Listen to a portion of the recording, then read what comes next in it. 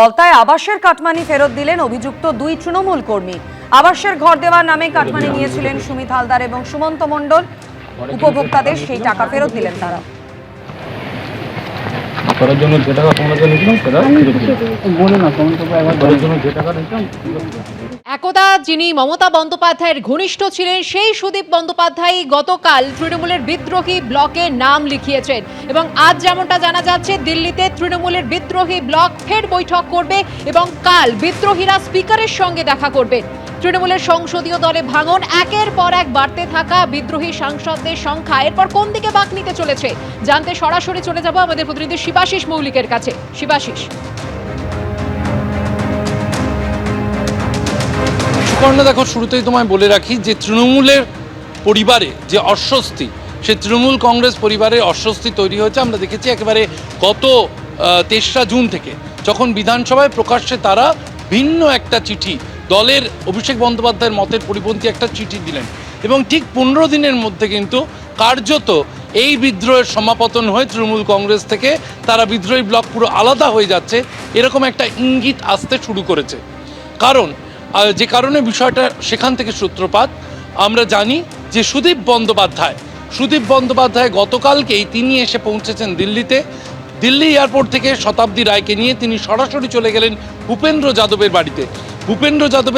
ভূপেন্দ্র যাদবের এই 9 মতিলাল নেহরু মার্গের বাড়ি কিন্তু এই ভাঙন, তৃণমূল কংগ্রেসের ভাঙনের ক্ষেত্রে খুব গুরুত্বপূর্ণ একটা ঠিকানা হয়ে থাকছে। কারণ বিদ্রোহী যে সাংসদরা, তাদের প্রত্যেককেই দেখানো যাচ্ছে কখনো না কখনো তারা উপস্থিত হচ্ছেন ভূপেন্দ্র যাদবের মতিলাল নেহরু মার্গের বাড়িতে।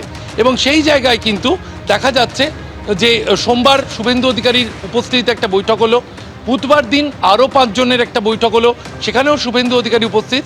এবং গতকালকে শনিবার ভূপেন্দ্র যাদবের বাড়িতে শতাব্দী রায়, সুদীপ বন্দ্যোপাধ্যায়, নিশিকান্ত দুবের সাথে বৈঠক করলেন এবং সেই বৈঠকের সময় তিনি বিদ্রোহী সাংসদদের যে চিঠি, যেখানে 19 জনের সই ছিল, সেখানেই 20তম স্বাক্ষর করেছেন সুদীপ বন্দ্যোপাধ্যায়, এরকমটাই কিন্তু সূত্রের খবর। সুদীপ বন্দ্যোপাধ্যায় তারপর বেরিয়ে অমিত শাহের সাথে বৈঠক করতে গেলেন, সেখানে অমিত শাহের সাথে তার সাক্ষাৎ হয়েছে, এরকমটাই বিদ্রোহী ব্লক সূত্রে খবর। এবং সুদীপ বন্দ্যোপাধ্যায় যেহেতু একজন সিনিয়র পলিটিশিয়ান, তিনি দীর্ঘদিনের সাংসদ, ধরে নেওয়া হচ্ছে তাহলে কি এতদিন যে বিদ্রোহী ব্লকের নেতৃত্বে দেখা যাচ্ছিল কাকলি ঘোষ দস্তিদারকে, এবার সেই বিদ্রোহী ব্লকের নেতা হতে চলেছেন সুদীপ বন্দ্যোপাধ্যায়, এই প্রশ্ন উঠতে শুরু করেছে এবং ক্রমশ তা জোরালো হচ্ছে। আমি যেখানে দাঁড়িয়ে রয়েছি দিল্লিতে বঙ্গভবন, সেই বঙ্গভবনেই কিন্তু আজকের বৈঠক রয়েছে। বঙ্গভবনের কনফারেন্স হলে আজ নৈশভোজে সামিল হবেন বিদ্রোহী সাংসদরা। 20 জন লোকসভার সাংসদকে একজন সিনিয়র সাংসদ তিনি আমন্ত্রণ জানিয়েছেন এবং তারা এই বঙ্গভবনের কনফারেন্স হলে তারা নৈশভোজে বৈঠকে বসবেন। ঘরোয়া আড্ডায় ঠিক করা হবে তাদের লিডারকে, ডেপুটি লিডারকে, চিফ হুইপকে।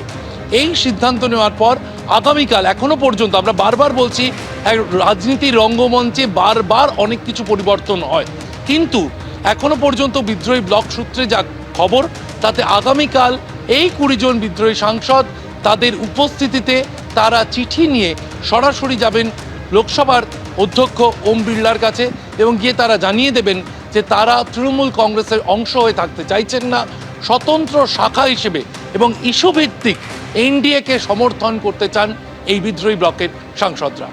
ধন্যবাদ শিবাশিস। এবিপি আনন্দ, এগিয়ে থাকে, এগিয়ে রাখে।